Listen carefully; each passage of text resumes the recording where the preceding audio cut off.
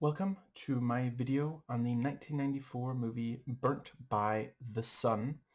I'm going to start with a review that's going to contain zero spoilers, and then I will get into what I call the thoughts section, where I spoil absolutely everything about the movie. And the movie is rated R, so will this video be. And I absolutely love this movie. My father and I have watched this together. It's got to be a dozen times by now. And yeah, I don't think we literally have watched it once every year, but we could. We agree that we'd like to. And I guess right. Yes, so before I say too much more, I think parts of this video are going to be very sober, and I can imagine I'm not going to make too many jokes. I will comment on some of the jokes the movie makes, and it is absolutely a movie that makes one laugh. Makes me laugh, makes my dad laugh, certainly. And yeah, other than that, I'm not sure I'm going to be really making jokes in this video. Yeah, I try to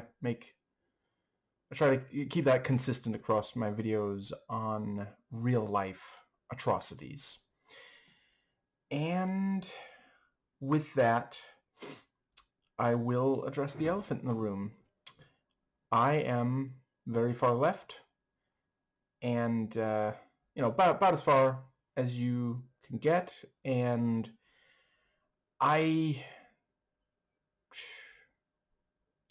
think I'll just note, any dictator, far left or otherwise, I am against, and I don't believe that the state should,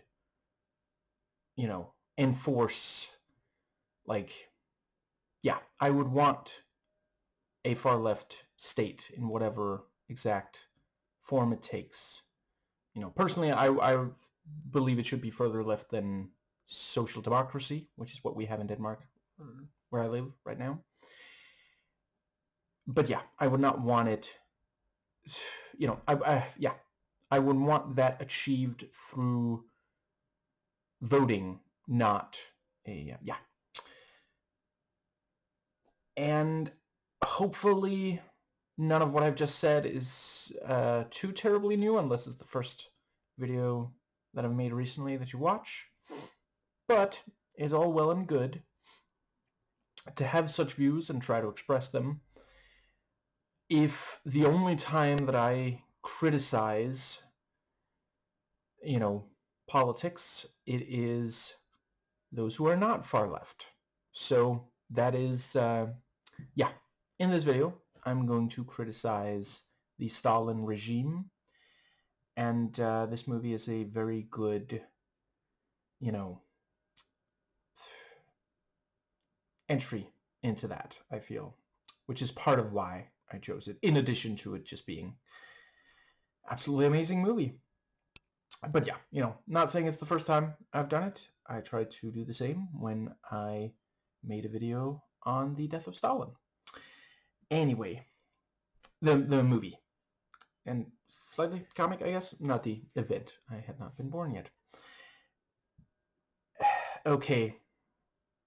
Evidently, I can't quite keep from making zero jokes.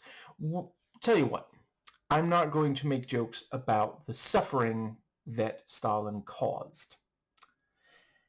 Anyway, I think that is, unless I'm referring to a joke in this film.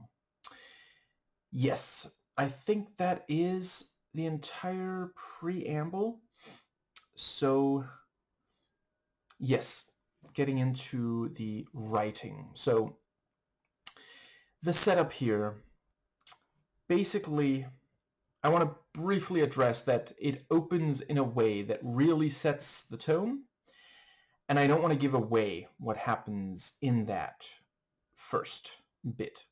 Merely note that it definitely, we understand that something will happen, and it hugely colors how we perceive the rest of the film. And this was a crucial decision because for a lot of it, we are seeing basically people, you know, keeping high spirits, you know, in Stalin's regime.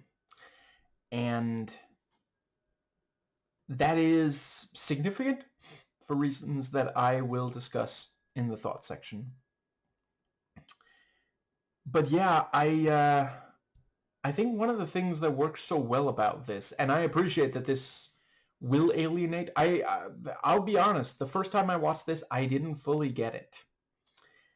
But for a chunk of it, we are watching quirky people, you know, in relation to each other. If this had been made by Americans, I believe Christopher Guest would have directed, and Parker Posey would have had a role. Other than that, it also feels like a French comedy, dramedy, I suppose. Yeah, if this had been... Well, let's see. I think it's at least partially... There's some kind of French thing. I'm afraid my wrists are too sore to look it up right now, but I believe there were French people working on this or something. Anyway, this could have been directed by Jean-Pierre Jeunet. That's also... So hopefully that helps give you some sense of the kind of movie we're dealing with. I appreciate that a lot of people haven't even heard of this movie. And yeah, like it's kind of a hangout film for some of it.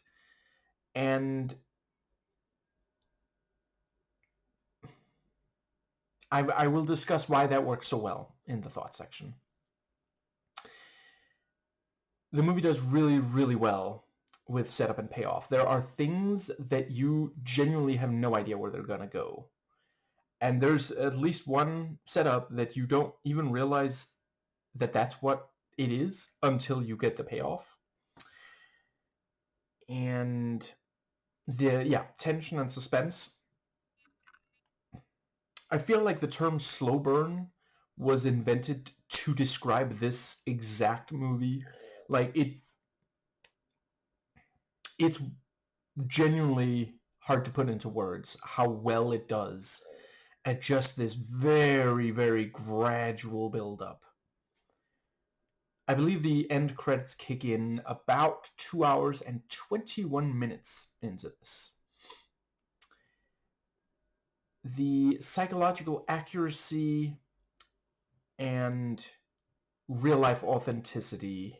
I'll briefly note that it stays true to itself. It never feels like a decision was made that was not based on the vision that the filmmakers had. But psychological accuracy and authenticity to real life, that is definitely...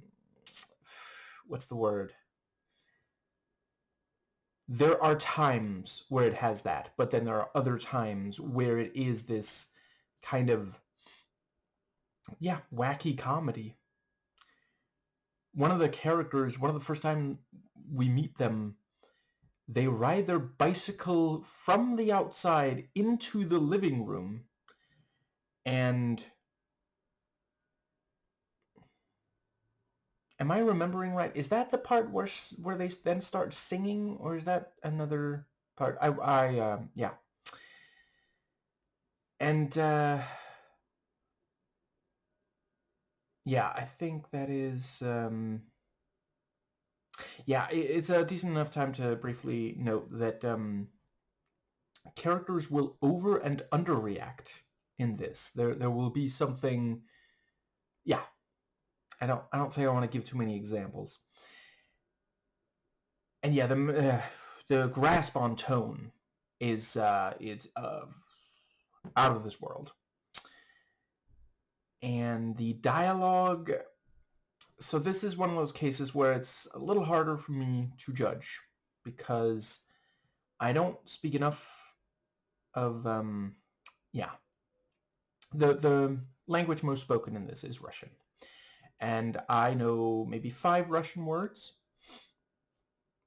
They are all used in this, but that didn't get me very far. Thankfully, there are subtitles. Please do not try to watch this movie without subtitles, unless you are fluent in Russian. And it is one of those things, at least here, the Danish subtitles. There are parts where a character will talk for 5 seconds, and the subtitles will write something that definitely was not the entire thing that was said. But it didn't happen that often with the Danish one. I cannot speak to any other language version. But they definitely seem well written and well delivered. And the way people talk, when they do, the words they use to describe certain things, how they frame specific things, who they choose to address, all of these things are very significant. This is a screenplay that operates with surgical precision. It might not seem that way at first. This is one of those where you appreciate it more when you've watched it at least twice and can compare, because the very first time you might feel like this is not really going anywhere, And yeah, so the direction, I am not familiar with anything else by this director. And I am sadly also not that familiar with Russian directors in general. But I understand that this director is referred to as the Russian equivalent to Spielberg. So I will try to make some comparisons there. I guess I can very briefly compare it to... So I've watched 2 movies by Andrei Tarkovsky, the only other Russian director. Well, come to think of it, one of the only other Russian directors I've watched. I did watch, so I can never remember. I think it's Gorsky's Childhood, but that was years ago, so I'm afraid I only very vaguely recall that one. But certainly Tarkovsky also, he liked for things to linger, like this does. His movies, so the 2 I've watched by him are Andrei Rublev and Solaris. If you're going to watch a Solaris, make sure it is the original.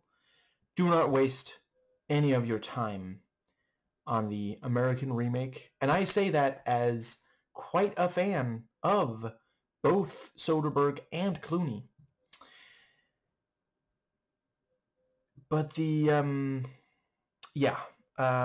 those 2 movies, not that much humor.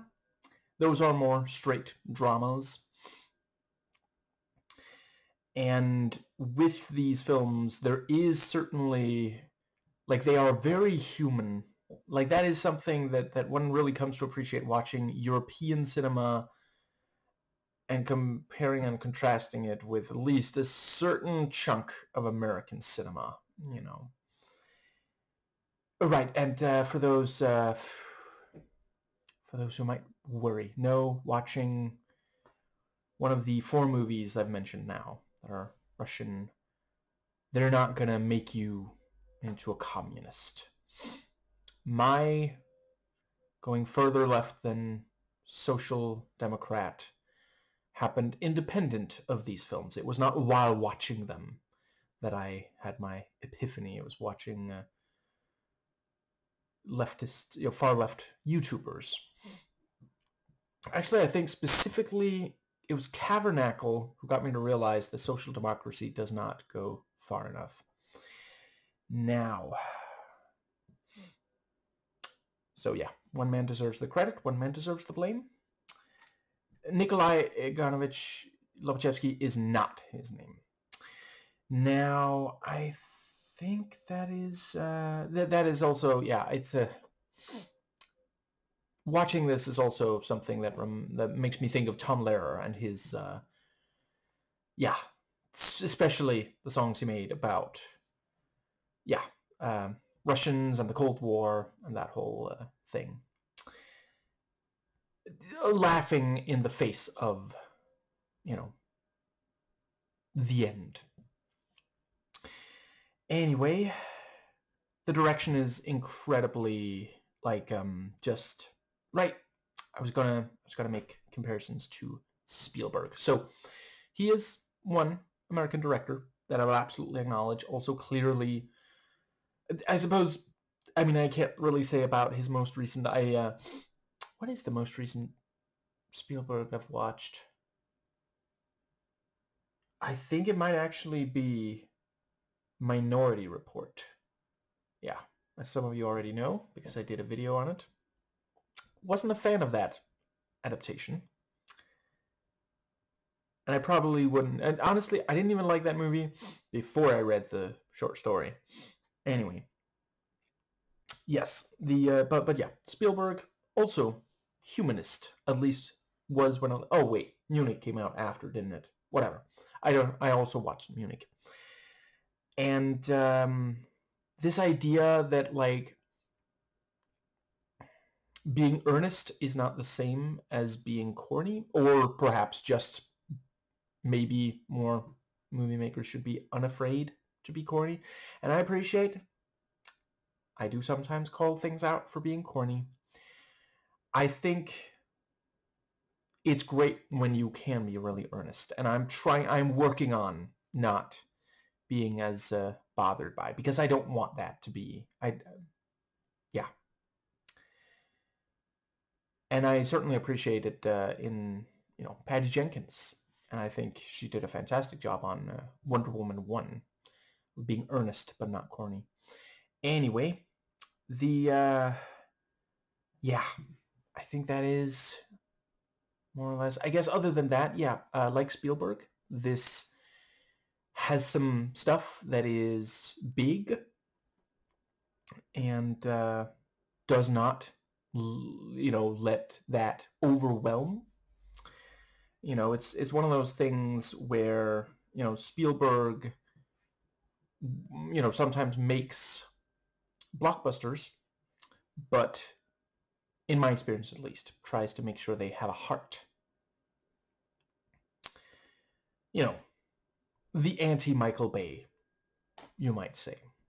I guess I should briefly note, maybe he got better. I haven't watched a Michael Bay movie since The Island, because that movie was such a disappointment. I think that might actually have been the first time that I was super looking forward to watching a Michael Bay movie. I wasn't just dragged to it by someone I thankfully no longer have contact with, because I do not understand. Okay, I'm going to keep it short and sweet. This guy liked Pearl Harbor, the movie, better than Black Hawk Down. Anyway, I guess that...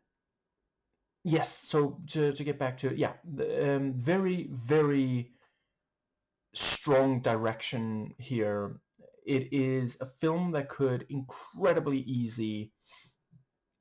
There are a couple of elements that could easily overwhelm each other. I mean, at times downright slapstick comedy, very, very light. And then this other thing that's going on. And somehow he finds this balance that genuinely, I'm so glad that it was, I'm not sure an American would have been able to do this. At least not a cishet white male American director. I feel like I should, what, I'll see if I can find the name real quick, because I do have the cover, so let's see if the, oh, that's right. The guy who plays the lead wrote the script and directed it as well. Nikita Mikhalkov. And yeah, it's absolutely amazing work. Anyway, I think that does bring us nicely into, so the cinematography, there are times, like, this is one of those cases where they understand that there are reasons why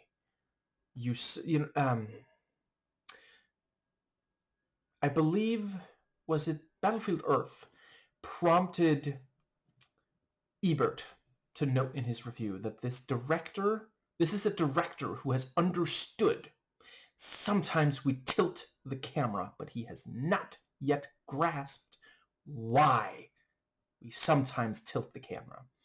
And this is the exact opposite of that. Every single...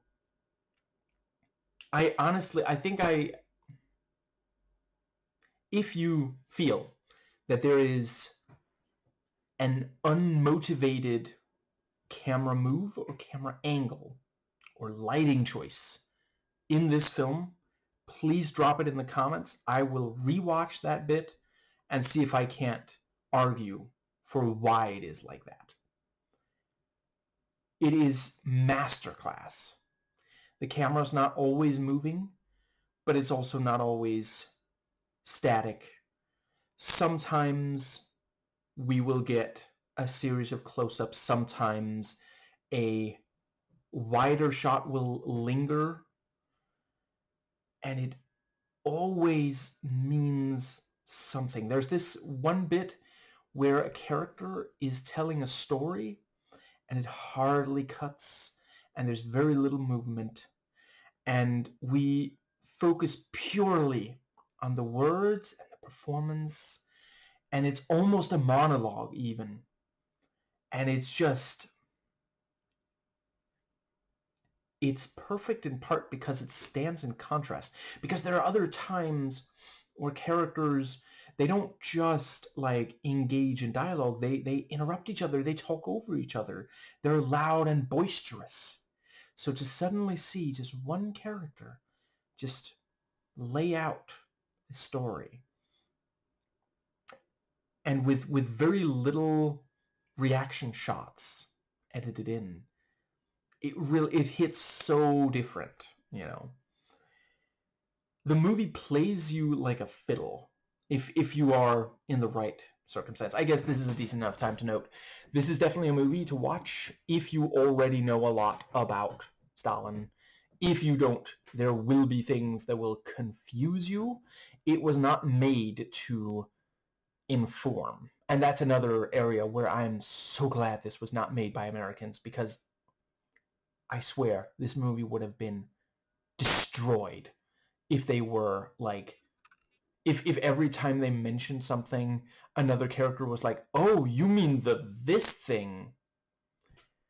Instead, like, it's just there. And I will definitely say you will not be able to fully appreciate this if you don't have a pretty good grasp of the history of the Soviet Union leading up to and including, you know, well, yeah, really, if you know in the Stalin period, that's the most significant overall. Now, the editing is also on point. Once again, I would not have thought this the very first time that I watched this, but this technically has been trimmed down. Like, I don't know if it was done in the editing room or scripting stage, when exactly, but once again, I would argue there's not really anything in this that does not in some way, you know, that should have been edited out of this film. And let's see, yeah, just a really firm grasp on the rules of editing, of cinematic language, to get certain things across without showing. And yeah, yes, this is also very impressive when it comes to production value, set design, locations, costumes, and makeup. They convey things about characters and situation, and this starts right away as well. Like, immediately we get yeah, things are being communicated through that. Nobody feels the need to point to something and say, wait, is that really... We just notice it as the camera, you know, and that's also, there are times where we're meant to notice something, but it doesn't get a close-up, which, like, this is something that I also love about Denis Villeneuve, who I really need to catch up on. Still haven't watched anything he's directed since the Blade Runner 2049, but have watched a little bit of his, you know. Other than that, is it just called Enemy? I think it's just called Enemy. The Jake Gyllenhaal, yeah, and I want to say it's called Prisoners. That one as well. Masterpieces, all three of them. Anyway, the yeah, it's also a movie that never feels like there were any corners cut. There are things where they definitely took the harder approach. I guess you know what, I'll note another, someone else who feels like they helped inspire this, Charlie Chaplin. Not only The Great Dictator, but yes, that one in part. And yeah, we see multiple areas in this. We see where someone lives, for example, and yeah, get a real sense of them as people and the situation they find themselves in. And the music, it's very impressive how much it conveys with frequently fairly simple, you know, like they don't necessarily use a massive orchestra or the most complex, you know, and that is something that, yeah, it's music, like anything else when making a movie, it's a tool. You don't want to try to drive in a nail with a screwdriver. Not everything calls for a full orchestra, for example. And not every movie would be served by this more, I hesitate to call it minimalistic, but it's closer to that, you know. The sound design is also great. There are a couple of really choice sound design decisions. And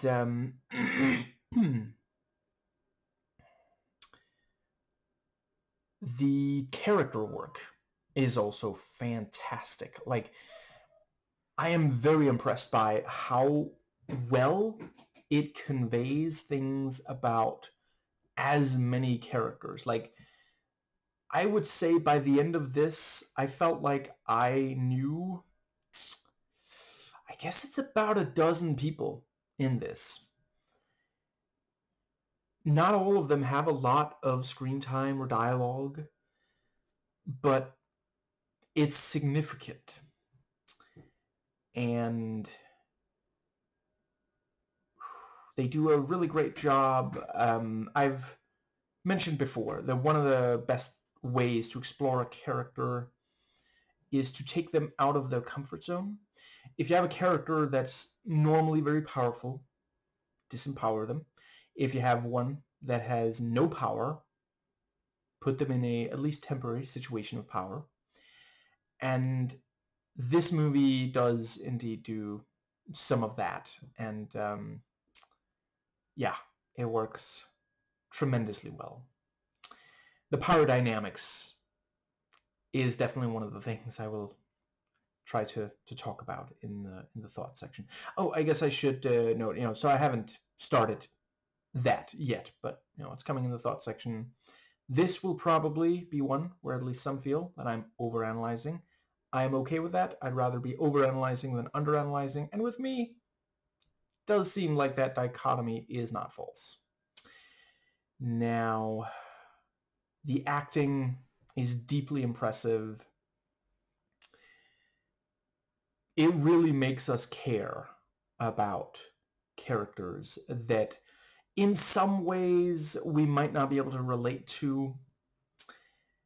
And this also has, you know, I remember a number of movies from the 90s that were marred by child acting that just was not spectacular and sometimes was downright bad. And once again, I try not to blame, kids and teenagers, because it's like, there are adults in the room. I mean, hopefully they really should be, noticing, I'm sorry, I don't think this works. This was a very impressive one. And I'm not even gonna say, like, for her age. No, this is genuinely impressive acting.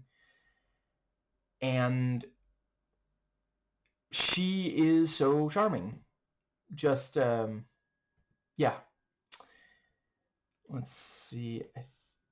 It helps that the writing, she feels like an actual child. She doesn't feel like, so for fairly obvious reasons, child characters in media tend to be written by adults, sometimes teenagers, but rarely children themselves. And a lot of adults have not got any recollection left of what it's like to be a child. So they just kind of, I think it was on Split. Oh, wait, that was specifically acting. But M.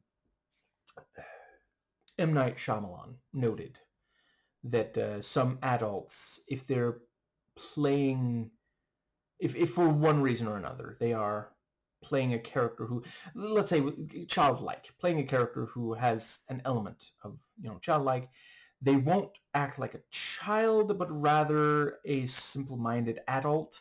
And that's not really, that doesn't quite, we can understand how they got to that, but that doesn't work as well, as it's not convincing. And yeah, this girl is neither written nor acted like an adult. And I think that, yeah, I mean, it also does a good job at delivering complex female characters. And it doesn't particularly struggle when it comes to, there's a decent age range here. We have the child, we have some adults, we have senior frickin' citizens, and the whole way it feels like it understands how they all think and feel about things. It doesn't really, it neither does the okay boomer, which I forget what that YouTuber goes by, but there's a YouTuber pointed out we really should be saying okay capitalist, because that's the actual, problem. It's not all boomers. Hashtag not all boomers. And it doesn't okay boomer anyone, and it also doesn't go like, ugh, get these kids off my lawn. And yeah, the writer, director, lead actor is, I think he's like middle-aged when he's making this, so it could have gone either way. There are, middle-aged people who can't stand, the generation before them. Now, the pacing, this is another thing that it was only on multiple viewings that I really appreciated. Like, there is a reason for it to take its time. And one of them is, these people don't live exciting lives. We are watching, it feels like the movie is the recollected memory of actually perhaps the little girl, Nadia, And let's see, I think that pretty much covers, so yeah, it, so as far as comedy goes, I would say every joke really works. there's pretty good variety. Like, you never know exactly what kind of joke you're going to get next. And, yeah, you know, I mean, they get jokes out of the way Nadia perceives the world around her, the interactions between characters of different status. We also do have, you know, yeah, actual slapstick and just quirky people being quirky. And it never feels like it is phoning in a joke or anything else. It feels like it has complete faith in what it is doing, and with good reason. And I suppose it's... I'll briefly note, so if you watch this, you know, let me note that it is not constantly doing R-rated stuff, but you get a sense that something will, you know, happen. And yeah, I rate this, frankly, 10 incredibly well thought out explorations of Stalin's Soviet Union out of 10. And that brings us to the... there we go. Yes, so from here on out, thoughts section, spoiling absolutely everything about this movie. And honestly, I think at least some of it will not really make sense if you haven't watched the movie. And it's not going to be completely chronological, as I sometimes do. So we open with the, yeah, Mitya and Sergei in the city. And we see that Sergei does push back at least a little bit. And Mitya is just kind of like, okay, just come on now.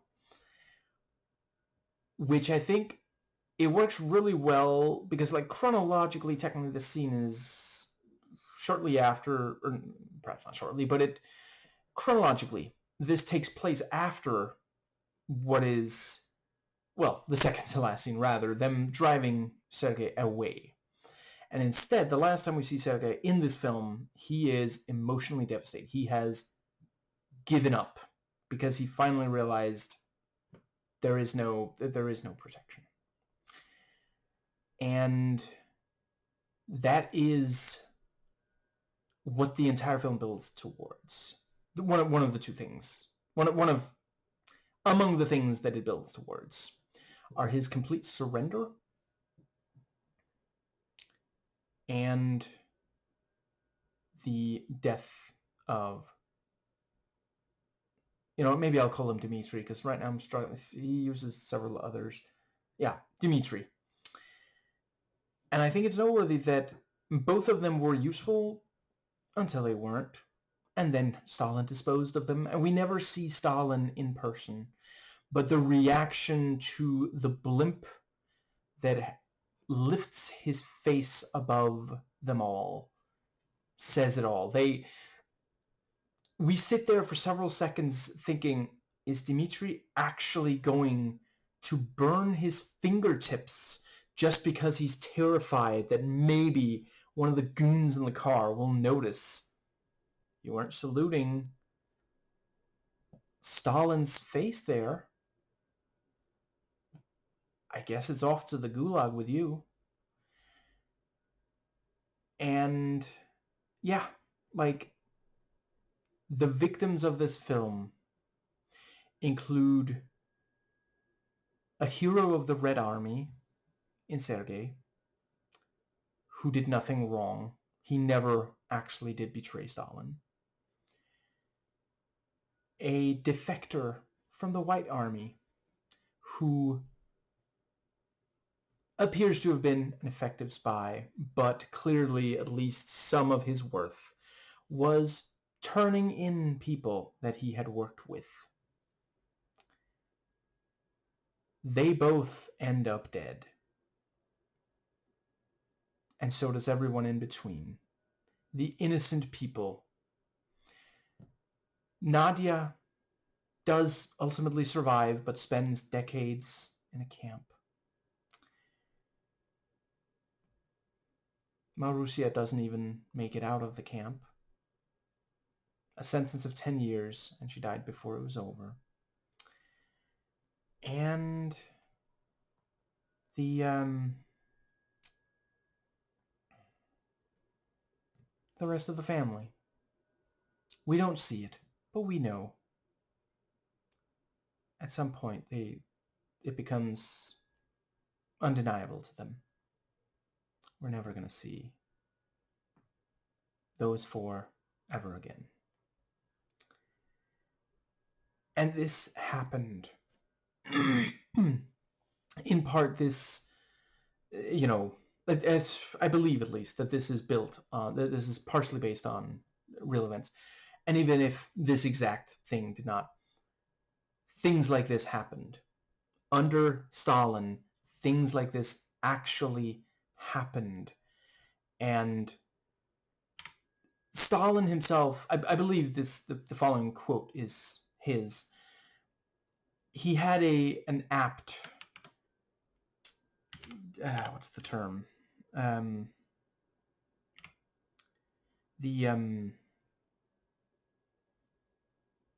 quote. One death is a tragedy. A million deaths is a statistic. We can't comprehend the horrors of his regime by looking at numbers. It is impossible. It is overwhelming. But stories like this, where you spend 2+ hours getting to know and love these people, wanting to hang out with them, and then the very end, text dryly notes their horrible fates. Yeah. The movie starts out with this idyllic family life. Even the Soviet hero has retired to being with his happy family, but can still convince military men to stay away from where he and his loved ones live. We see many blissful people in the Soviet Union. Essentially, it feels like it could be a part of actual Soviet propaganda, but gradually it becomes clear that there is a darkness underneath the surface. Dmitri, the spy who comes to take in the Soviet hero, brings it forth from where it is hidden. Cracks form in the facade. And as we know today, a lot of the Soviet Union was facade. And by the end, we see that even the Soviet hero, who was so close to Stalin that he has the direct number, is being taken down by Stalin's ceaseless paranoia.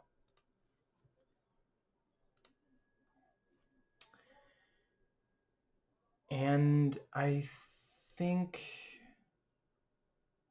the fact that before we cut to, almost the entire movie is, almost like positioned as a flashback leading to this one opening scene. And then at the very end, the movie's bookended by Dmitri getting the call and carrying out that order. He had outlived his usefulness.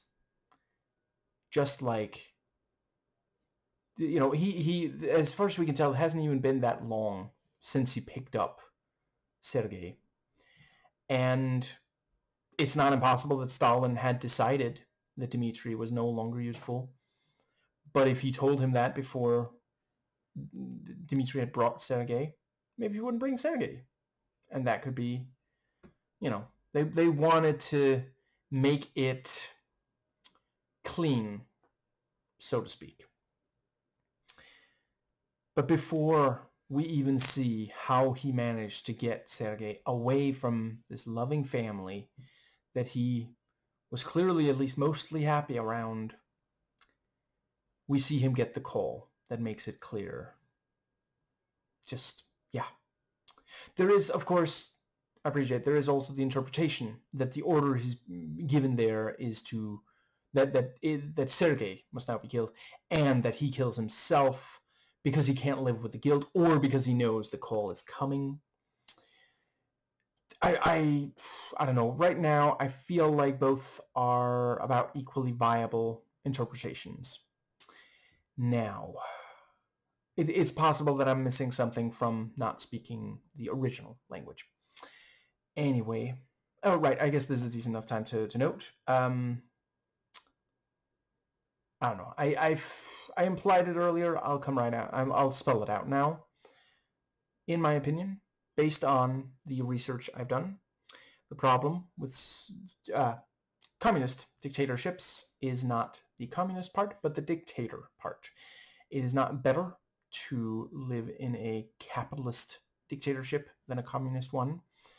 And I mean, right now, Trump is doing what he can to have America be his dictatorship, and a lot of people are seeing, oh, hey, this is actually just as bad. It's not like he's turned the country communist, but in a number of ways, it is like a dictatorship, in some ways more than it's ever been before, which is, of course, not to imply that it hasn't. There's always been some anti-democratic aspect to America. I've seen historians come right out and say it's never been a true democracy, and yeah, from looking at their argumentation, can't really disagree. But yeah, you can still go out and buy things if you can afford them. And I think that does bring us to, but yeah, so we see Dmitri get the call and his reaction to it. So, before the rest of the movie. So we know from right away, not only does he end up, we're not meant to spend this movie wondering, oh, is Sergei going to die before he even goes there, or is he going to be able to, avoid getting that? No, we know he's going there. So it is written, so it shall be. But it hits so much harder because we know that. It's like a Greek tragedy. We are powerless to interfere, and we can't, and that's also, I think, part of the reason this movie is as long as it is, because you could have gotten a lot of it across in half the time, but it wouldn't hit as hard.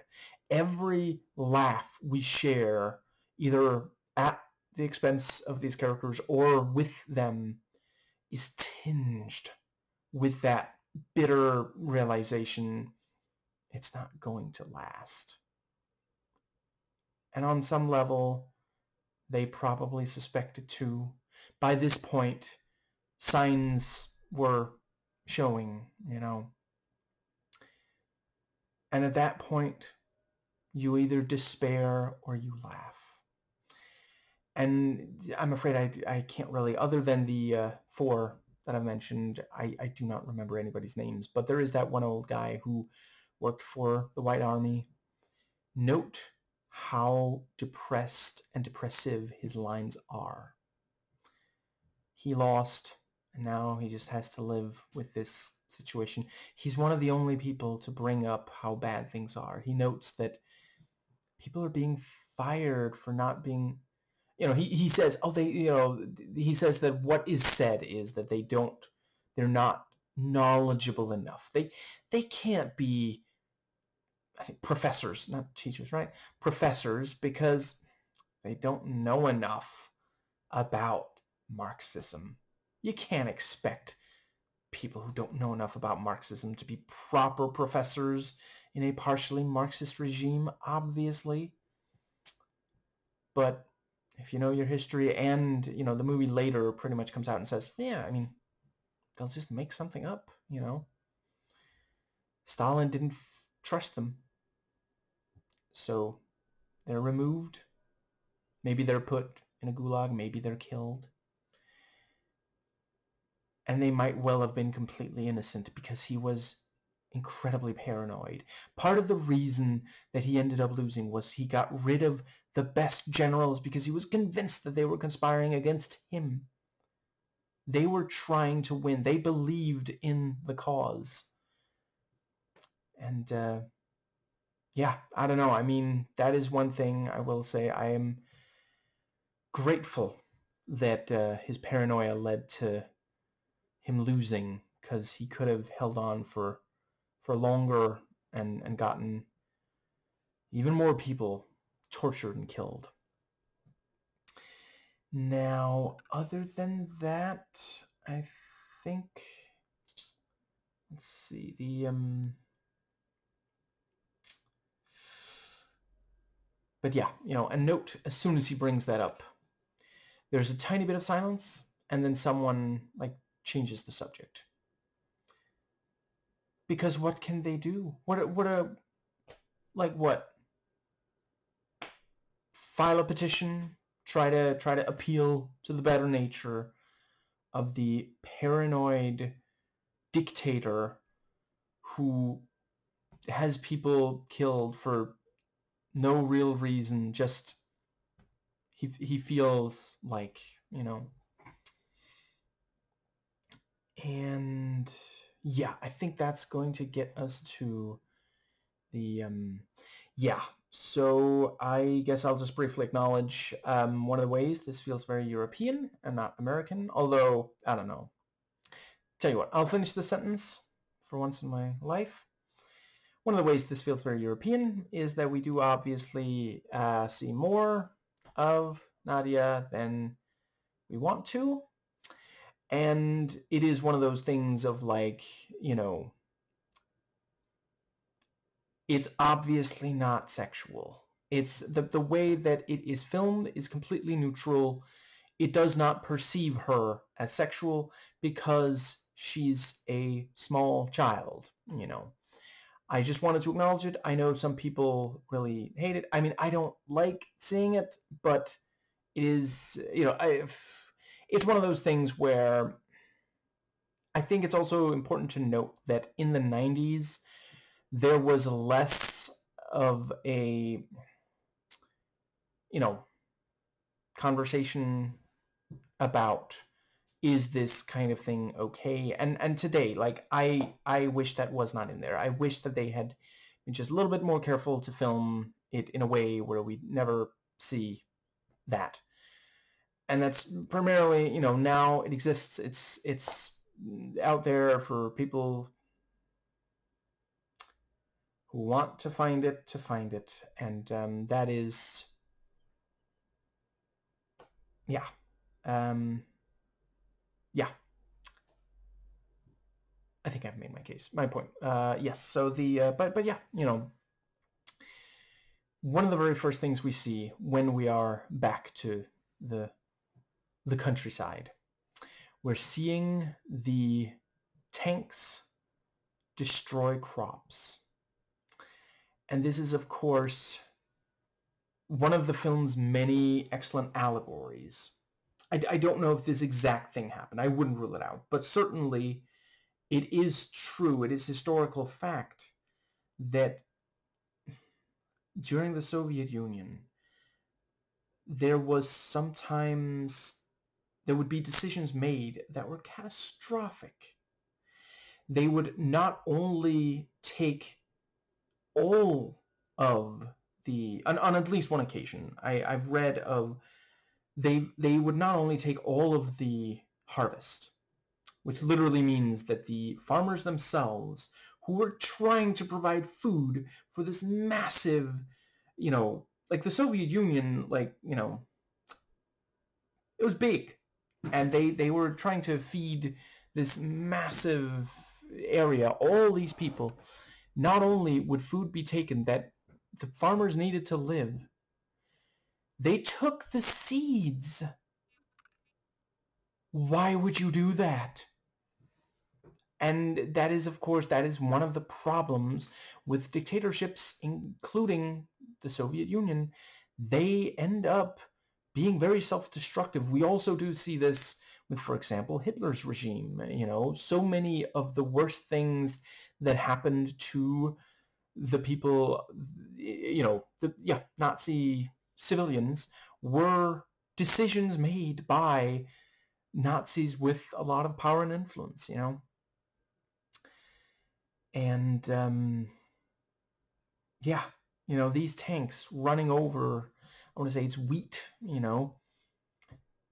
Yeah, it works well. Like I watch that and I immediately think of, you know, so what? You're gonna take the seed too?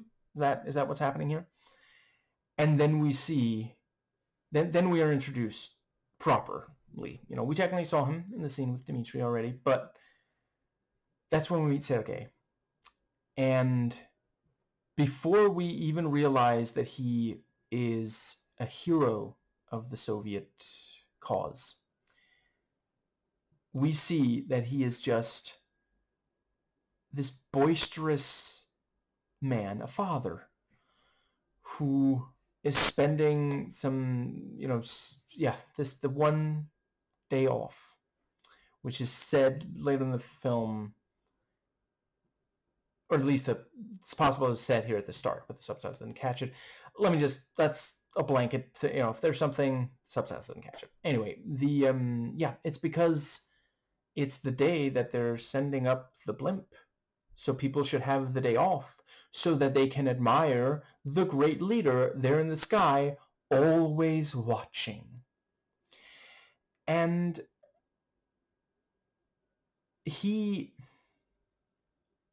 that's actually another thing I want to briefly note. Like, so yeah, you know, technically they are in a situation that could be, you know, one could read something into it, but the way it's framed, it's completely clear. Like, no, there's nothing untoward going on here. You know, I forget if is it a sauna or it's some kind of, you know, so it's a place where one might be nude under these circumstances, you know, and they're both having a good time. There's nothing sexual going on there, you know, clearly. And let's see, yeah, you know, someone, you know, rides up and goes in, and yeah, we have the first of the jokes. I understand those who take issue with those, and I don't know. I don't know if I have much of an opinion either way, but yeah, you know, technically the guy sees some, I think it's a guy, sees some nudity there, and I will come out and say I don't know if I have much of an opinion on this scene, because one of the things going on here is, like, what did you expect? Like, you are going into a place where people are sometimes naked and you're surprised that they're naked. You know, you're an interloper, you know, so that's part of the joke. It's not that Sergei is, like, going out of his way. Wait, did he was there a knock, or did he just open? I forget. I don't know, maybe Sergei did say that they could come in, but actually, yeah, he might have thought it was like Marussia joining them or something. But yeah, it's not that he's going out of his way to sexually harass, you know.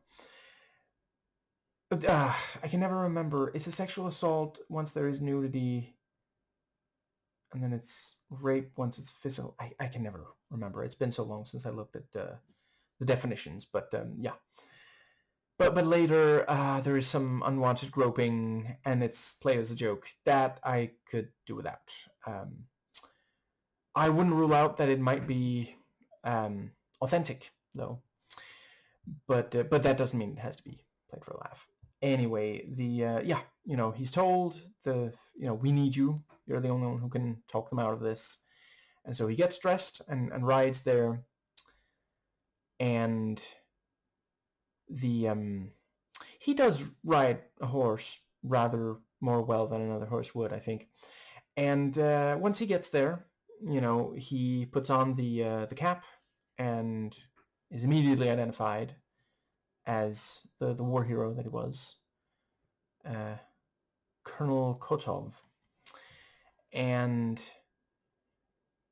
the guy goes from being, like, annoyed at people, like, there's grandmothers, like, getting in the way and, like, smacking them, you know, trying to stop these tanks. And it's, again, this thing of, like, you know, in a way it's a funny visual, but at the same time we're sitting there thinking, like, this is their food, though. Like, you get that, right? Like, if you drive too much around in this stuff, they don't eat. They starve to death, you know, and yeah. Just one of many examples of the film doing such a great job having this, like, we find ourselves laughing and we understand the comedy of it because it feels so absurd. You know, this is supposed to be the army that's going to take over the world. You can't get past a couple of grandmas smacking you with their, was it purse or something? Like, you know, but then at the same time, it's like they're literally afraid that they won't have food, you know, because they understand, they can clearly tell these are our tanks. You know, it's not that they think they're being invaded by the enemy, you know.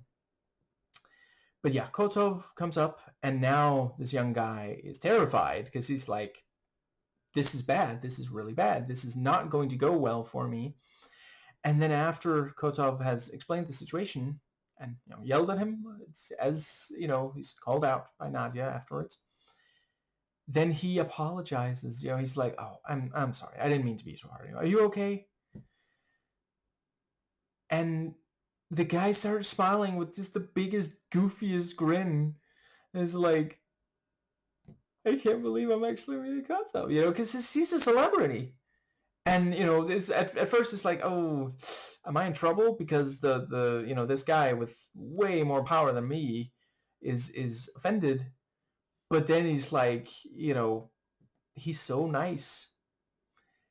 And yeah, the guy can't help but it's like, you know, massive grin.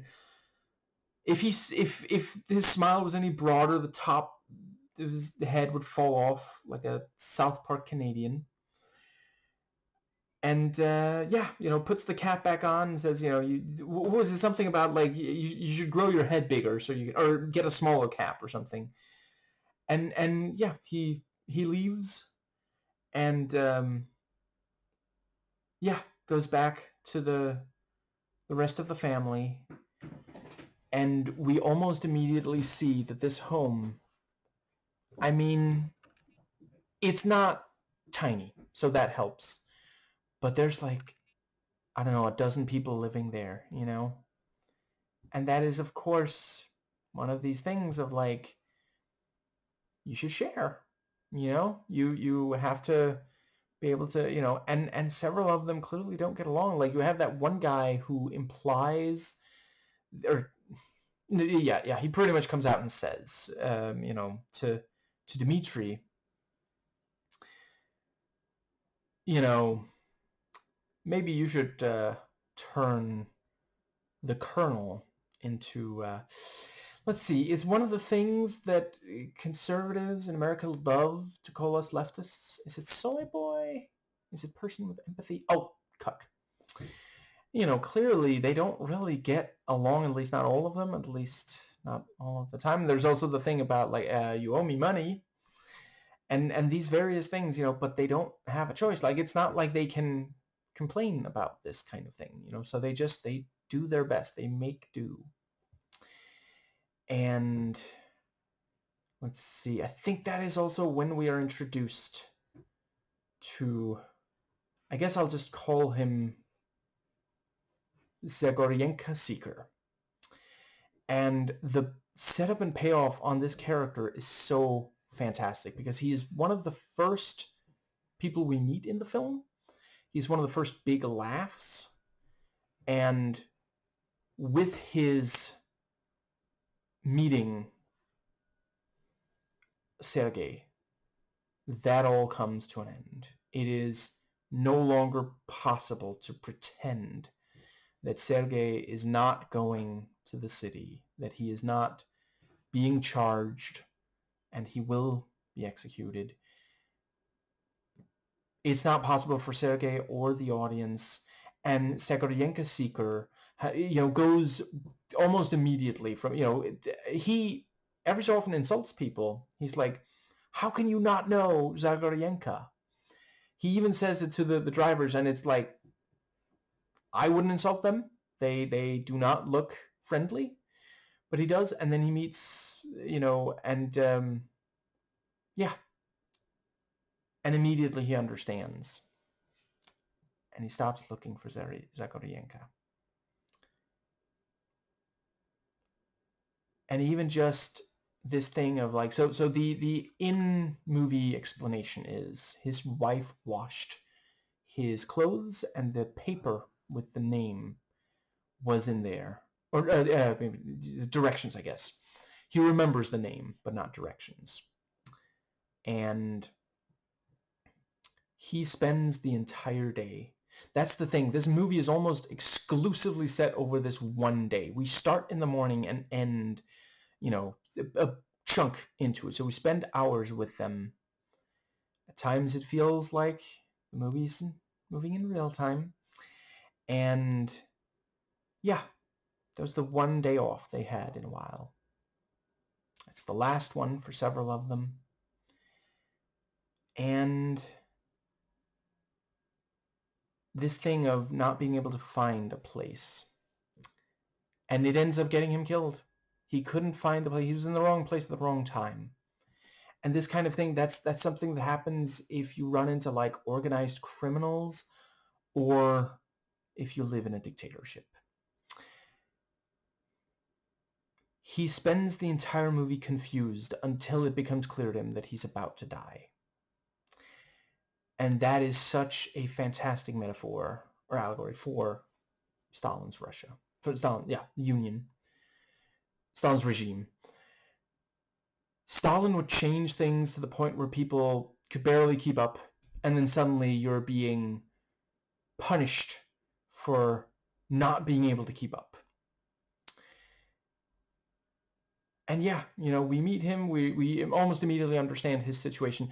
I would also say his character reminded me of that felt like, oh, I can't believe I'm blanking on the name.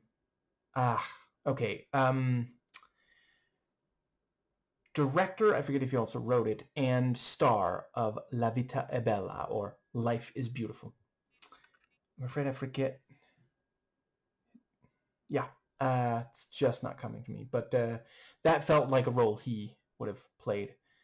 Other than that, he does look a lot like that one guy who's in every Jean-Pierre Jeunet film that I've ever watched. Anyway,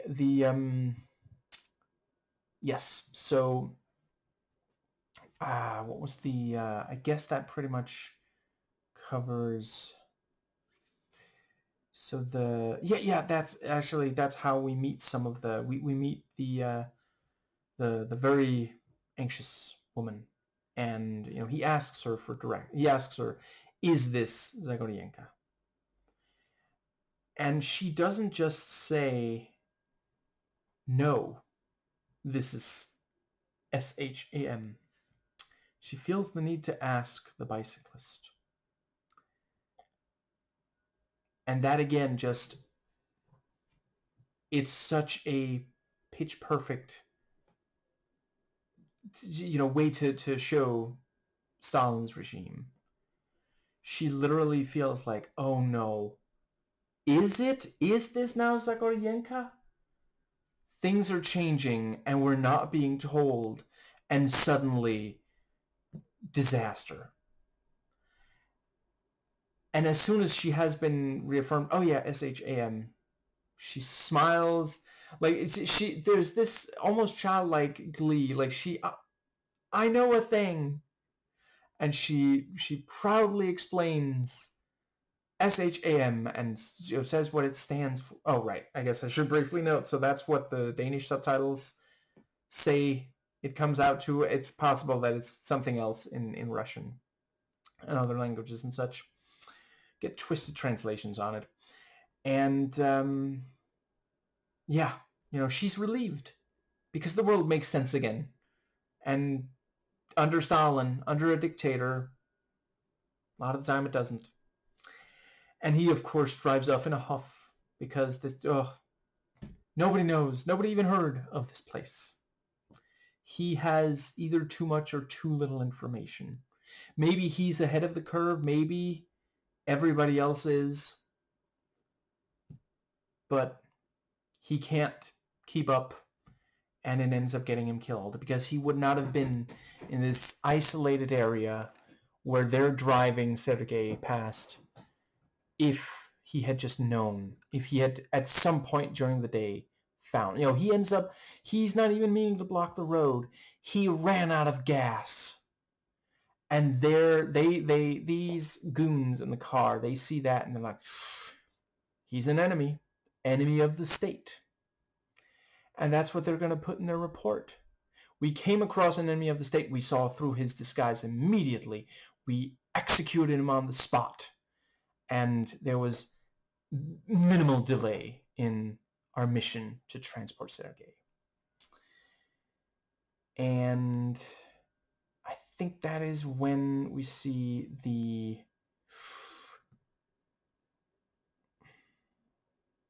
And now I'm blanking on what they're called, but there's the marching band, you know. Yeah.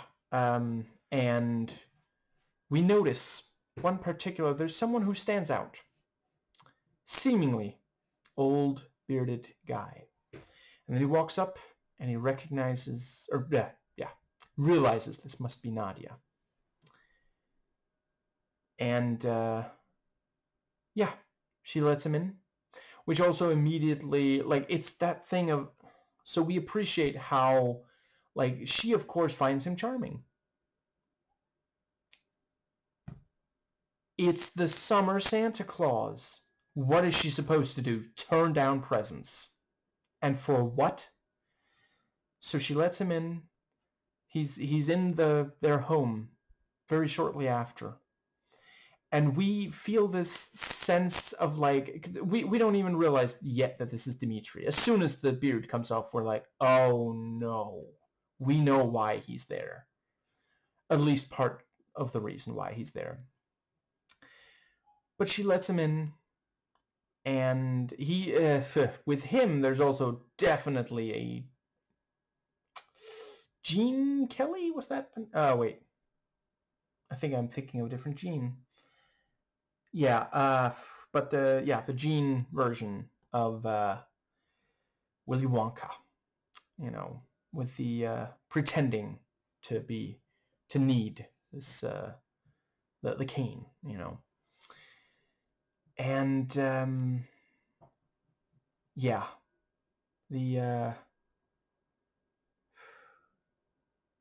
we feel this sense that, you know, could this be someone dangerous?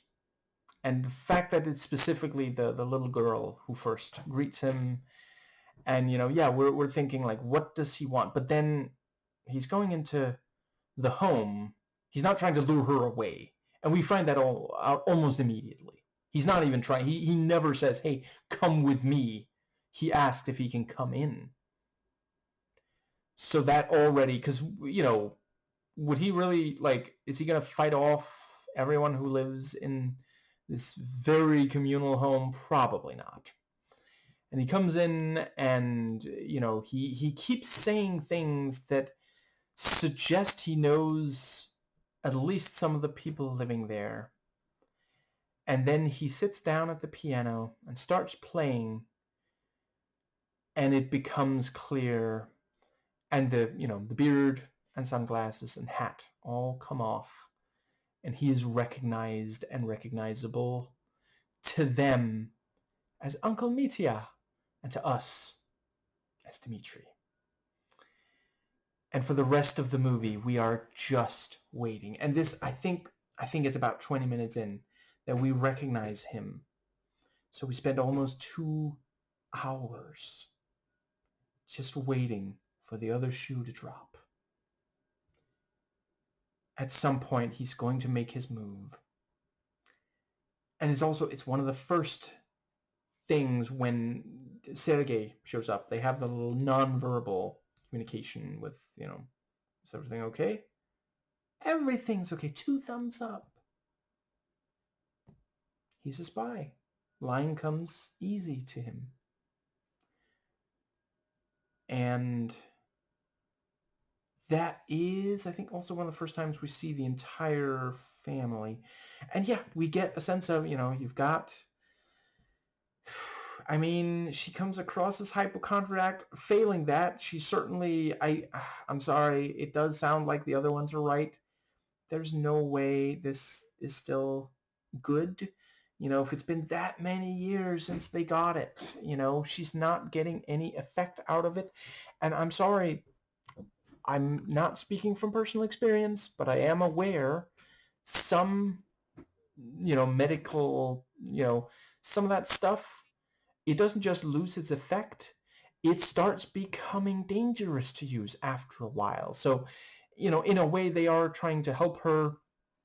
And we have this thing of like, you know, it's very distressing for her, and Nadia feels bad for her. And it's framed in a way that it's a little funny, maybe at least a little funny, you know, the way that it, yeah. But it's again this thing of like, she can't let things change. But they are changing. As sure as time passes, as long as Stalin was in charge, things would change. Things that used to work would cease to.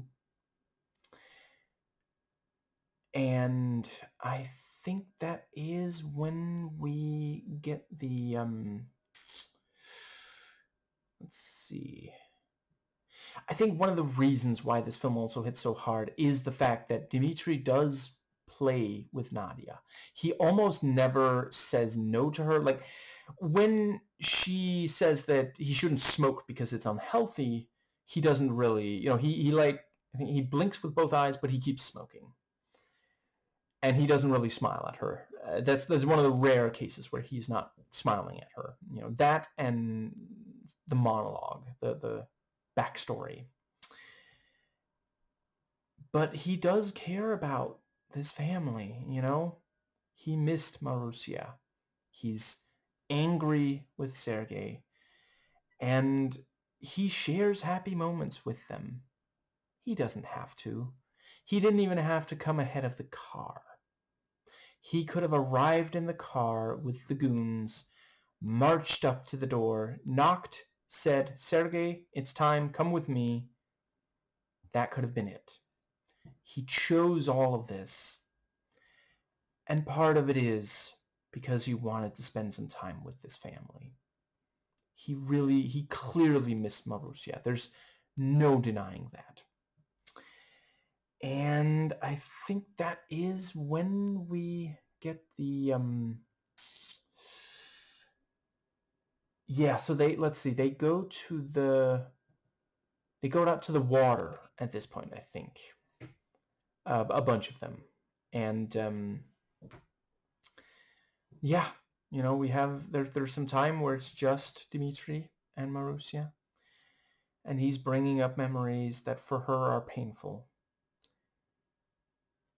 And we can tell that he does understand that this is difficult for her.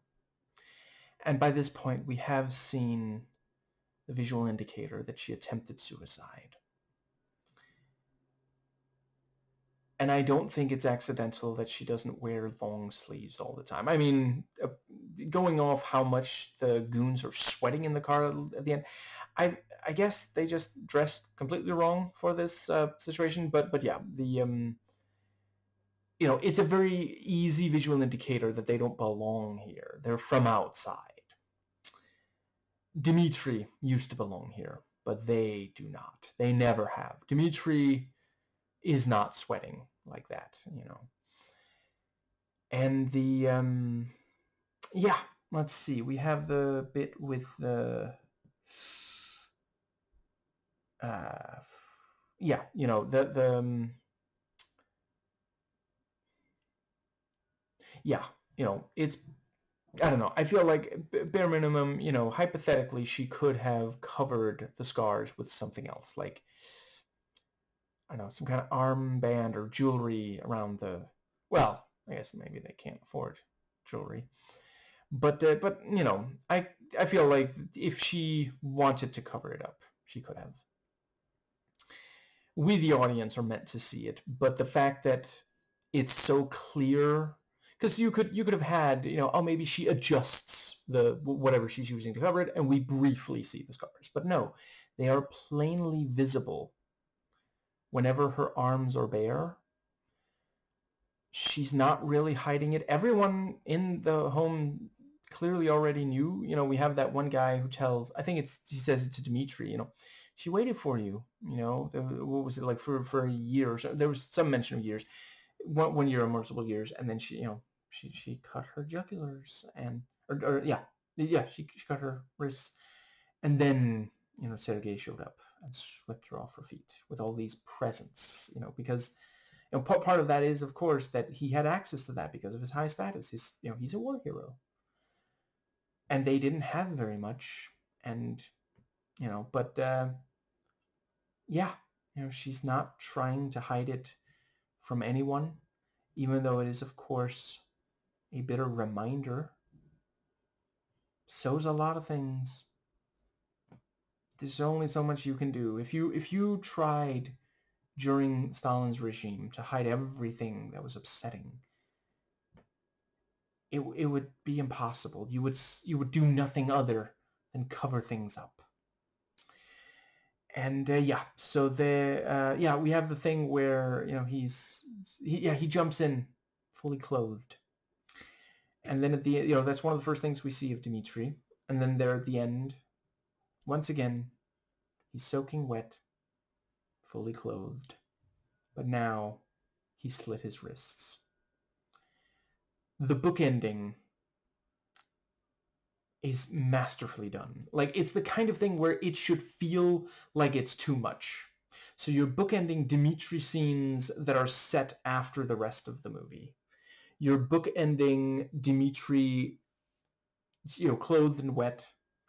You're bookending him reacting to bad news. You know, it's, yeah, it 100% feels like it should be entirely, it should be too on the nose, you know. Now, I think that does, but yeah, and you know, so he goes in the water, and we see him, you know, get back out of the water and then take a deep breath and then back under the water. She does not see that. So to her, it looks like, you know, is he okay? Is he starting to drown down there? And then he you know, reappears and gives her a jump scare. And this is such a brilliant. So this is a thing that sometimes some guys will do to you know, make an impression on, you know, a girl or a woman, you know. And like, as long as you're being smart about it, it's safe, you know. And I can't speak to how women feel about it, but you know, it's a thing. And at the same time, this is a man that we, you know, like we have a sense at that time, and it's confirmed later, he's gotten people killed. You know, death is nothing to him. So, because at the end of the day, you know, there's other stuff he could do. He could just, you know, he could splash her with water without, you know, pretending, you know, yeah, without disappearing like that, you know. And he did disappear. He disappeared for years. And that was one of the things that upset her so much. And I feel like at this point, he probably has noticed the scars. And some of it is that he is upset with her because he came back and she was with someone else. He even has a daughter. And the, let's see. Yeah, I think that's also when we get the stuff about the gas mask. Yeah, and so yeah, the pioneers, that's what they're called. So yeah, the pioneers arrive, and we have, you know, some of the family members, I believe it is, are like, oh, we got to get out of here. Or the pioneers are going to insist that we put on gas masks, you know, participate. And, you know, some do stay, and then, you know, yeah, Dmitri says, you know, I am dead. And the one pioneer says, well, we leave behind the dead. And they say, oh, okay, well, now I'm wounded instead. And that, again, you know, under Stalin, your status can change, your importance to those who are supposed to help within moments. And of course, there at the start of the movie, he got a phone call, and it does end up leading to his death. We only see his death at the very, very end, but it again, he didn't have to make that joke. He could have just said, like, if he wants to make a joke, how about, how much would you charge me if I wanted you to carry me out of here, or something like that. He could act like it's a taxi service or something. But he specifically goes with dead. And he says dead before wounded. And I adore that, I don't know, once again, yeah, I'm just going to stop saying that. The Danish subtitles, at least, said that the guy with the gas mask was being referred to as you with the trunk, like elephant trunk. Isn't that what it's called in English? The nose, hand thing. And let's see. I think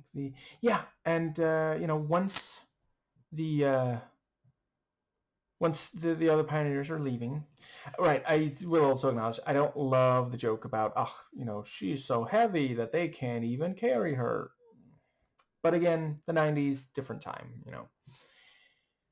But as soon as the pioneers are away, he enjoys the water too.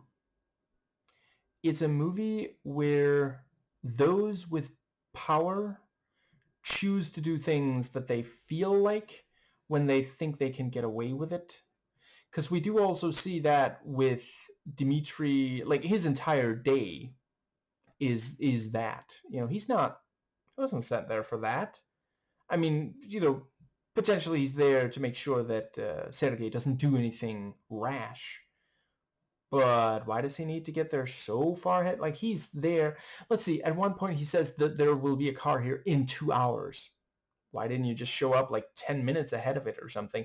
Or just like arrive with the car and just you go up to the house before anybody gets out of the car or something. And I think that brings us to... Right, also another bit of bookending. One of the first things we see Nadia do is this thing that I have to admit, I don't think I've seen in any other movie or seen anyone do in real life, but she does this thing where she licks let's see. Yeah, she like licks the tip of her index finger tips and then runs them across her let's see if I can look the eyebrows, which it does feel like something a child might think of. I don't know. Maybe it's a thing. I feel like an adult would probably not just like a fingertip, but do something else. But yeah, and I guess that brings us to the part with the let's see.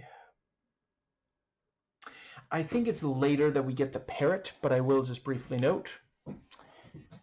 Yeah, it goes from just like he's playing, he's seeing what words it knows, and then it starts saying words that it shouldn't. And his face, like you can tell, he's like, oh, that was not supposed to happen. And once again, under Stalin's regime, as other dictators, saying the wrong thing can get you killed. And it's like, did he even say something wrong? Like let's see, he insulted the colonel, and then he said something about like, I forget if that, do y'all call it skirt chaser in English? A ladies' man. Let's go with that. I mean, that's probably the opinion of at least some in the house of so yeah. And I think it's around here that Zagoryenka Seeker goes to the blimp itself. And the very first time it's a little difficult to tell. The second time we see the blimp, it's easier. But my father reads Russian, and he confirmed that it said, to the blimp is to celebrate the glory of Stalin's rule. And once again, he does not get any kind of satisfying answer. And at the time, it just feels like, oh, he's just talking to anyone, isn't he? But we see that blimp again later. And it's genuinely so perfect because it is like Dmitri is, he's trying to light a cigarette, but then he sees Stalin's face and he has to salute. And the music, I think, is at its most ominous at that point. It sounds like horror movie score. And then we see the mirror show the car driving towards the blimp. And not, obviously it's not literally like, oh, they're going the exact same place. But they are following Stalin.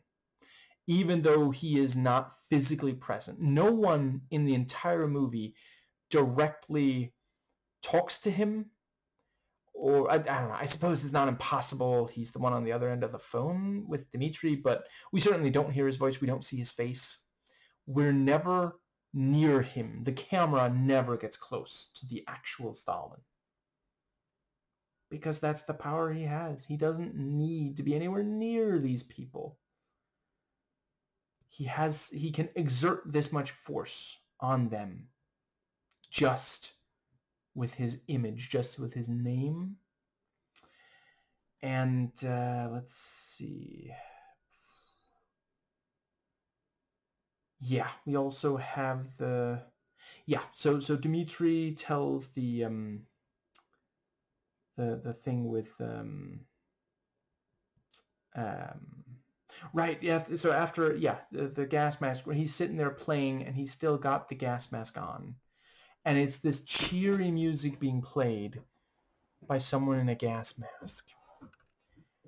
And it's such a strong contrast. Like, we immediately understand, it really is just every so often the pioneers will show up and insist, if you're nearby, you're going to put on a gas mask and practice for an attack by the enemy. And this is, of course, something that Stalin and other dictators, that's one of the ways they maintain power. Keep the people afraid. If you're always terrified that there's going to be a gas attack, then are you really that annoyed about having, you have to live with some other people? You're all brothers. We are all of the same nation. We are working together to make the nation great.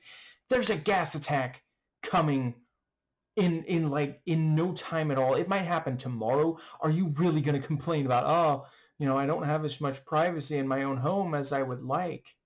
You sound so petty. And in the film we see they're not even really afraid anymore. They're just a little annoyed. They're not like, there's a gas attack?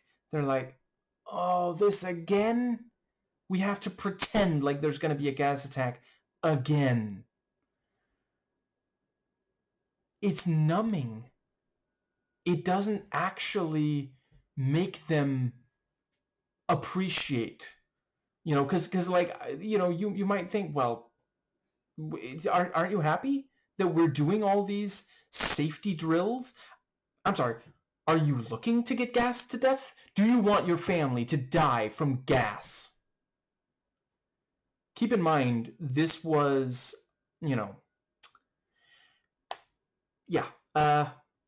mustard gas had been invented by this point.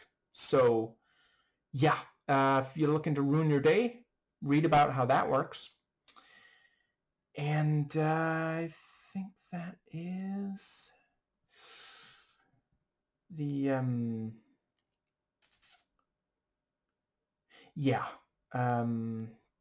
let's see, we have the thing with the, so Dmitri explains, and it's clear that Nadia doesn't fully, understand, but, it sounds like a fairy tale to her. And, you know, for at least some of these names, he does genuinely just reverse. You know, Marussia and Boris are both, you know, have their names reversed. I was a tiny bit confused. His name becomes Latim, which is not quite the opposite of Mitya or Dmitri, but okay. And yeah, you know, he lays out what happened and what he would like to have been the ultimate, you know, and the fact that, like, she has there's a couple of times where she asks a question, he quickly answers. Other than that, it's a monologue. It occasionally cuts to her, Marusia's reaction. The camera, for most of it, does not move. It's nearly an unbroken long take with a static camera. Like, it moves when he gets up and goes and gets, let's see, I think he both drinks and smokes some of the other guy's stuff, which is simultaneously funny because apparently he owes Sergei money. So it's this thing of like, how do you like it? And it's also this thing of like, Dmitri has that kind of power. He can do whatever he wants, at least to these people. And let's see, I think that pretty much brings us to the part where, so yeah, you know, Dmitri, yeah, he tells Nadia, you know what, he says when, let's see, is it Marussia? Yeah, I think when Marussia can hear, he says, you know, that there's nothing wrong or something. And then, yeah, let's see, there's a thing about, he says, I'm leaving soon or something. And then, you know, Nadia asks, are you really leaving soon? You're sure you can't stay? And he says, I can't lie to you. That line cuts so deep. Because not only can he does. He's lying to everyone there from the moment he appears to them. And he says, oh, you know, I mean, and yeah, part of why it works so well is there's some truth to what he says. He does say there's a car coming in 2 hours. That is true. That is exactly what happens. And yeah, Sergei goes down and he can tell, you know, okay, so what is going on? Tell me the truth. And Dmitri, you know, pretends that it's a game with, or wait, was it Dmitri or was it Sergei? One of them pretends it's a game with Nadia, but really they're looking for a way to cover her ears so they can have a conversation. And we don't hear what is said, but we can, you know, Marussia can tell there's something going on here. And we already know because he just said to, you know, I mean, we can deduce what is different in what he says to Sergei compared to, you know, certainly by the end of the movie, it is very clear. Like, he told him the truth, finally. And Sergei, you know, he goes to talk to Marussia and it's like, oh yeah, everything's fine. Dmitri is leaving in 2 hours. And that's one of the fairly few times in the entire movie where Dmitri genuinely seems taken aback. Like, he's mostly in control. But he says, did you understand what I said? And Sergei assures him, yes, absolutely. And yeah, Sergei says they should play football because it's Sunday. It's their day off. They play football. And they're going to go to the zoo. And that's also such, like, they mentioned the zoo, I think, twice, and then comes back there at the end as a joke, showing that Nadia truly does not understand the danger that they're all in just then. It is a really funny joke, too. But yeah. And then he starts talking about, so Sergei starts, after saying, you know, football, then he says something about the bird with the blimp or something like that, you know. And yeah, they play soccer or football, you know. It's yeah, everyone who can participates. And just yeah. Let's see. I think it's feel like there's at least one more thing somewhere around here that I really wanted to make sure to note. Yeah, we get one more bit of a Zagoryenka Seeker not getting directions, getting really angry. You know, he at this point he's very, very angry at people for not being able to. You know, at the start of the film he was just like, oh, really? And now he's like yelling insults at this guy who's not, according to the subtitles, he didn't say anything insulting, at least not first. He just says there's no place around here that's called Zagoryenka. And yeah, he drives off again. And that, of course, leads to the last time we see him. I feel like we've pretty much arrived at the car arriving. But there's at least one more thing I wanted to make sure. Yes, we have the bit. So yeah, the football is kicked away. And that enables a brief conversation between Sergei and Dmitri. And yeah, like, Sergei did send Dmitri away because he didn't want, you know, Sergei wanted Marussia to himself. And I really feel like they do a good job on her character because, like, you can tell she does miss Dmitri, but, you know, she does want to be with Sergei. At least, you know, in some scenes you can tell. You know, what one example would be the sex scene, which, like, you know, there's an argument, but they end up making up and, you know, yeah, having sex. And it's, you know, and that again, like, that's where you want to be careful about how you frame it, because this could easily come across as rape, and it clearly isn't. Like, you know, it's a positive sexual experience for both of them. And right, you have the part where Dmitri, you know, like, we don't see him naked, but, you know, he says, what, my clothes were soaked and wet, or you know, it was uncomfortable. She saw Dmitri naked for the first time in years, and is it for the first time ever? And you know, she throws a couple of things and then laughs and then walks off. So it's, again, like, it's clear that it's not like she's not scarred for life. It is, and I think the significance, and I appreciate, you know, if you feel that it should have been done without, you know, the sexual nature of it, I'm not going to argue with you. But I believe the idea is, it's, once again, he is kind of, it's the thing of, some would consider that to just be playful, and, you know, under certain contexts it can be. You know, if you are an actual couple and it's just like, oh, they weren't expecting you, but you are, you know, both in a good mood and that sort of thing, sure, it can, you know. But the fact that he, you know, they haven't seen each other in all this time, and he's already saying things that are upsetting to her. Now he does this, you know, he is looking to get under her skin, you know.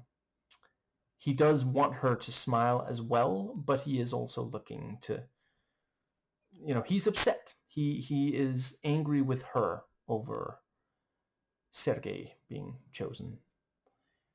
And I think that brings us to the... Right, we also have some exploration of, you know, the thing about, you do this because you are afraid. I do what I do with pride. This distinction. And obviously, the latter is supposed to be the way to honor Stalin. But those who do the latter end up dead, just like those who do the former. And those who didn't go and do something that would, you know, such a big chunk of the family, they're just living, you know, relatively speaking, normal lives. They're not really doing anything. You know, nobody's making, you know, pamphlets that are against the regime, and nobody is, like, marching in favor of it either. The pioneers are a minor nuisance. you know, it's not that anyone is like, you know what, I'm gonna go join the Pioneers or something. Well, let's see. Is Nadia? I forget the age range for the Pioneers. I used to know it, but I don't know. No, no one really seems to say like, you know, oh, you know, I miss being a Pioneer, or you know, I wish they weren't Pioneers, something. Anyway, yeah. So the car arrives, and it's again like with so many other things in this movie. There's multiple things going on. One is, you know, to Nadia, this is just like, there's a car here in the countryside. You know, like we saw earlier, they ride horses or walk. You know, they don't normally drive, and we understand this is bad. You know, to her, it's exotic. It's exciting. It's from the city. We know what happens in the city. And as soon as it arrives, the tone changes. We almost never see the goons in the car smiling, laughing, or celebrating. There's a tiny bit where they sing along, but most of the time they're either serious or actively engaging in violence. They don't say very much. They don't seem to care that much if Nadia is happy or not. They kind of just, the guy humors her for a while and then eventually just says, listen, we're eating. Can you just leave us alone, you know? And let's see,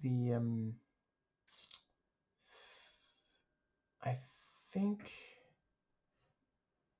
yeah, Nadia walks up to them and says, you are in the right place, which is also just such a devastating, she has no idea. She's never going to see her father again. And they're all going to, you know, be punished. Even though, like, I'm sorry, what did Nadia do exactly? What could she possibly have done that would mean she should go to a gulag? And, yeah, you know, there were, you know, children of that age being treated like that. It's yeah. But one of the things she, you know, she goes up to them and asks, would you like some of my grandmother's pie? Or cake, something like that. And later on, one of the other family members also offers that, because they truly have no idea. They don't think anything bad is going to happen. You know, it's clearly, it's not, there's not a vibe of like, oh, this is like a bribe or something. No, they genuinely don't understand. They think these are just guests or tourists or something, you know. And if you've been to the countryside, you know, there's a lot of people who are like, come on in. Do you want anything to eat, to drink? You know, it's very different from city a lot of the time. I'm not saying always. And let's see. I guess that does pretty much cover the yeah. So he puts on his uniform, and then he says that the medals, he's wearing them because they look better on him than on a coffin. And I mean, at that point, he might as well say, I'm probably going to die soon, you know? And is again, like, that this is an actual thing. Some Eastern Europeans have a very dark sense of humor. And yeah, you know, Soviet Union, of course, like a number of people do develop that. How, you know, once again, you either laugh or you despair. And then the Pioneers honor him with this, you know, I appreciate they make sure to, you know, we can tell, oh, this is a lengthy screed, isn't it? You know, and they all have to stand there reciting it, and they all have Stalin's face right there on the uniform. And yeah, to Sergei, this is essentially like this again. He doesn't have much of a reaction. He makes sure to correct Nadia's salute. And Nadia is granted permission by several different people to drive the car. And so she gets in on the front seat, and we even have the bit where Sergei, jump scares her.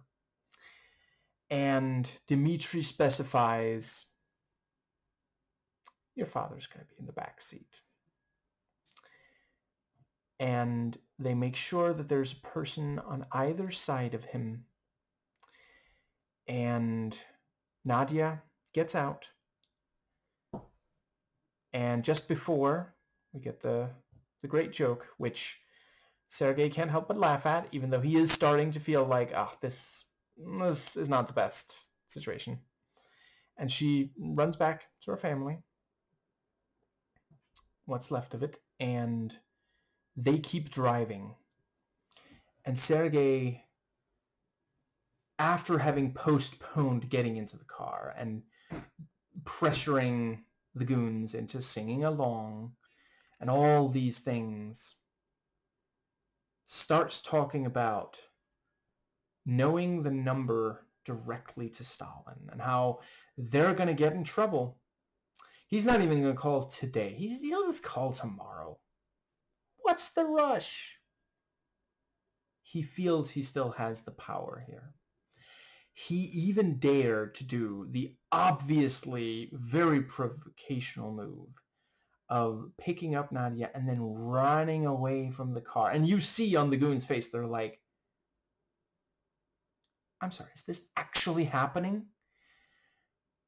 They could so easily have used that as justification for shooting him for, trying to escape. And it's like, obviously he's not, no part of him thinks that he's going to get away. They have a car. They could run him over before he got like 100 meters away, if that's what they wanted. But he turns and runs back. And, they're in the car. They drive a little further, and they get to... And this is also when we see Dmitri completely turn off the charm. He is no longer around the family that he wants to reassure and have them smiling and such. And they reach the Zengorika seeker. And I've said a bunch of what I wanted to there, so I will just note that, as mentioned, they talk about, like, enemy of the state, future enemy of the state. See, the thing is, I'm not saying for sure that they don't believe that, because, Stalin's paranoia was catching, but I gotta say, if I was in that situation and I was like, oh, the guy we're trying to arrest is going to talk to someone, they already got his gun at this point. It's out of reach of him. It's on the front, in the front of the car. He's in the back, but, he's about to give directions to the Zengoria seeker. And hypothetically, let's say that there was no violence here. Let's say that he gave the Zengoria seeker directions. Zengoria seeker got a little bit of their gasoline, enough to drive somewhere he could get more, and or just directions to where he could get more gasoline. That his car might be safe enough out there. Would that in any way affect the, like, okay, he recognized the Sergei, and then Sergei was arrested. Okay, I mean, they got him into the car in front of his entire family. The text there at the end did not note the fate of all of them. It's just specifically the leads and such. But yeah, they physically assault the, let's see, it starts with, he's trying to get out of the car to give directions. And then, one of the goons, and this is also just like, it's an example of how the people that Stalin sent out in this kind of capacity, they weren't like you know, they were just brutish, you know, they were blunt instruments, that's all. So yeah, he's probably just childishly thinking, no, you're supposed to stay in here. I've been told you're supposed to be in the car. But the fact that they engage in violence against him rather than just telling him, okay, stop, listen, we'll let you give directions and then you have to get back in the car, okay? They have guns. If they thought that he would try to escape, they could point guns at him and they could just explain to Zangoria's Seeker, hey, listen, we'll let him help you, but he is technically under arrest. As soon as he's given you the help, we're going to drive him somewhere, okay? Just like, what's the big deal? You know, like hypothetically, if there hadn't been violence, you know, because the thing that sets it off is him being recognized. And once again, at least at first, it is joyous to the person who recognizes him. I can't believe I'm actually meeting Sergei. Just like the military officer at the start, as soon as Sergei was nice again, you know. And then, right, and also the, and then the turn. When he sees all the violence, before he says that his paperwork is okay, is you know, yeah, that he's legal, he tries to run. If he didn't think that this was, you know, that's him unable to pretend like he's not living in a dictatorship. Why else would, like, you know, what is it that is, because like and he stops without even having a gun pointed at him, so like clearly he knows these are working for Stalin. You know, he doesn't think that these are just like random thugs, which is also like, why would a bunch of random thugs be out here in the country roughing up a war hero? What? That makes no sense, you know. And yeah, like hypothetically, if they really, if you know, maybe part of them, maybe in some way they do believe that this guy is a current or future enemy of the state. So point a gun at him and frisk him. And if he has no weapons, you can, I mean, okay, hold him at gunpoint until you're leaving, but why do you need to kill him? The fact that he, you know, let's see, I've already said some of why he ends up dead. Another thing is, like hypothetically, because he runs into the field, like he's not running along the road.